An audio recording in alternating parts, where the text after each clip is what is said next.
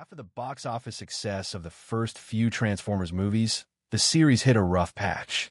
The latest numbered installments dropped in quality, despite attempts to up the scale and the visual effects. On top of that, they got completely tangled in their own chronology. Money numbers for each new part kept falling, though they still turned a profit, so no one was talking about canceling Transformers just yet. However, what's ahead is a full reboot and a crossover with G.I. Joe under the guidance of Steven Spielberg. One of the main reasons for the drop in box office is audience fatigue with the repetitive plot lines that dominated Bay's films. Without a doubt, all of his works were filled with massive explosions and visual effects. But critics and fans started pointing out that the stories became repetitive and the wow factor just wasn't there anymore. As a result, interest in the franchise began to gradually wane, which was pretty much inevitable. In response, Paramount decided to reboot the series with Bumblebee. It was a step in a new direction. It lost some scale, but became more local, understandable, and emotional. Overall, Bumblebee received decent reviews, showing that the franchise still had potential. However, the next step went back to the relentless epicness. Rise of the Beasts promised to continue this new approach, but the pursuit of it didn't succeed. On one hand, there was competition at the box office, and on the other, there were issues with CGI, which were rushed and unfinished. In the end, we were left with a hint of a future crossover, but after that, there were no updates on the next installment. In general, the idea of a combined Transformers and G.I. Joe movie had been discussed for a long time. Both franchises belong to Hasbro and have an enormous range of background canon, with several live-action films and cartoons under their belts. However, despite the potential of such a crossover, the execution turned out to be quite tricky. The reason? A complicated chronology and tone differences between the two universes. Transformers, especially in Bay's interpretation, represents grand blockbusters with a focus on destruction and space-level threats, where giant alien robots exist in a world where they become part of everyday life. Meanwhile, G.I. Joe is closer to military action with elements of spy movies and a touch of sci-fi. The story has always been more down-to-earth, and combining these two series without breaking their internal logic is no easy feat.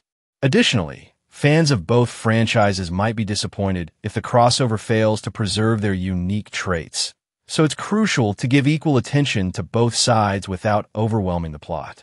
Because of these complexities, the studio has been slow to officially announce anything. But despite these challenges, the potential of the crossover remains strong.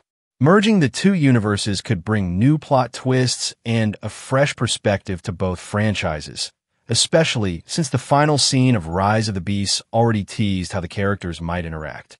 So right now, what Paramount is working on isn't the next numbered Transformers, but a crossover. However, the timeline of the movie remains uncertain. Essentially, there are two options. First, the crossover could take place in the 90s and serve as a direct continuation of Rise of the Beasts, with Noah and Mirage as the central characters, meaning there won't be a need to find new leads. Another possibility is that the movie could jump to a different decade, as Transformers has done in recent years. In this case, the story could either take place after Bay's trilogy with Shia LaBeouf. But whatever direction the writers choose, they'll have to rewrite the canon, because after Bumblebee, things have gotten way too confusing, and even the most dedicated fans can't figure out what happened first. What's also interesting is that the recent Transformers 1 animated movie is officially considered a prequel to the Bayverse, meaning it essentially ignores Bumblebee. So together with Rise of the Beasts, this represents a soft reboot that isn't directly tied to the rest of the series. Therefore, to avoid confusing the fan base, Paramount will likely continue this line in the 90s, showing events leading up to Bay's films. It seems they've also figured out who the villain will be in the crossover. It's going to be a universe-threatening entity that will force all the heroes to unite. And that villain's name? Unicron.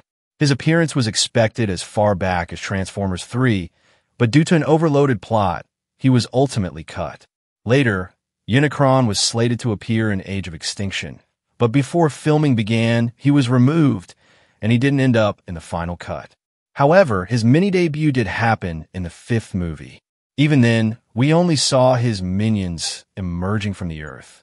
There was no direct confrontation with Unicron himself, but even before The Last Knight came out, it was assumed that he would be the primary villain in the next part, which was supposed to release in 2020.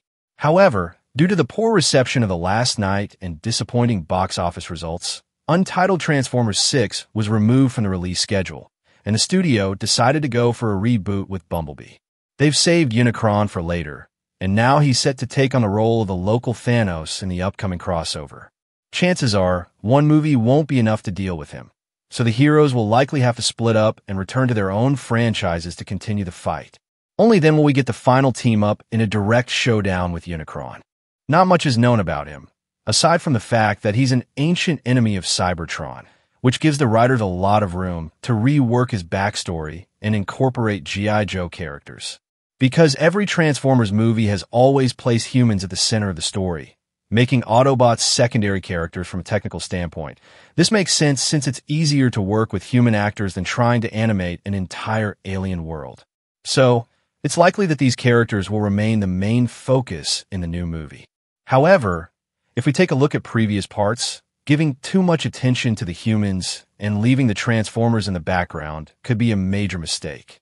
Interestingly, Transformers 1 was one of the boldest and most ambitious departures from the franchise in years. Its main storyline feature was that it left humans behind to show events happening on Cybertron. This innovative approach told the story of how Optimus Prime became the Autobots' leader. And although there were no humans, it still featured plenty of characters that made the audience care deeply. Incidentally, there were plans to include several Autobots in the third G.I. Joe movie, but those plans were put on hold until better times. Now, it seems there's no turning back. It's either a full reboot or a massive event. So, we're left waiting for Paramount to spill the details and announce when production will begin.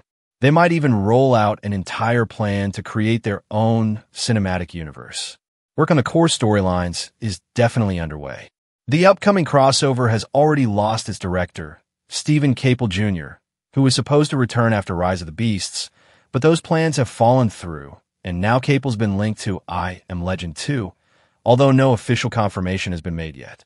What's for sure is that the Transformers and G.I. Joe crossover is still somewhere in the draft stage and without a director. But not to worry, Paramount has confirmed that Steven Spielberg will be the executive producer, and as we all know, Spielberg doesn't have massive flops, and he knows how to assemble a team of creators that gets things done right. Paramount also brought in Derek Connolly, the writer of Jurassic World: Dominion. Right now, Connolly is actively crafting the story concepts, which means the movie is still in the scripting phase, with the team fine-tuning the balance between characters. Producer Lorenzo D. Bonaventura shared some insights in a recent interview with Collider, where he revealed that the film is shaping up to be primarily Transformers 8, effectively making it a direct sequel to Rise of the Beasts. This hints that the G.I. Joe aspect will take a back seat, likely replacing the U.S. Army, which had a significant presence in the Bayverse. However, Paramount and Hasbro clearly aim to draw in an even larger audience by incorporating yet another fan-favorite franchise. That said, the Transformers will remain the focal point of the story. One of the major challenges of crossovers like this is managing the multitude of characters that need to be integrated. We already have a slew of Autobots, and the ending of Rise of the Beasts confirmed that Noah will continue to be part of the franchise. He's set to appear in the crossover, too, now as a G.I. Joe agent bridging the gap between the organization and the Autobots. As for which Joe characters will join the fray, there's no definitive information yet. However, there have been reports suggesting that Chris Hemsworth has signed a deal with Paramount not only to voice Optimus in Transformers 1, but also to make live-action appearances. This could mean that Hemsworth is set to take on the role of Duke, with Peter Cullen continuing to voice Optimus in live action. Henry Golding, who played Snake Eyes, has also shared some thoughts. Much like Transformers, the G.I. Joe movie series underwent its own reboot, and the writers should certainly lean on established characters and actors to make this crossover feel more cohesive. Golding himself believes that Paramount has big plans for G.I. Joe. In an interview with Comic Book, he praised Lorenzo D. Bonaventura as a phenomenal producer and expressed confidence that the franchise is in good hands. He had previously stated that a Transformers and Joe crossover was 100% possible, and it's clear he's excited about the idea. Golding also mentioned that in preparing for the role of Snake Eyes, he immersed himself in comic books, particularly enjoying the crossovers. The real buzz revolves around whether the previous Joe movies will be considered part of the canon or if we're looking at a complete reboot. Will Golding's Snake Eyes be tied to the new Transformers, or will he exist in a separate universe entirely? It's still uncertain, but despite the crossover potential, the mixed reception and box office performance of Rise of the Beasts might make Paramount hesitate before moving forward with such large-scale projects. Regardless, both Transformers and G.I. Joe have massive fan bases, and there's no doubt that many fans are excited about the prospect of these two legendary franchises finally coming together on the big screen.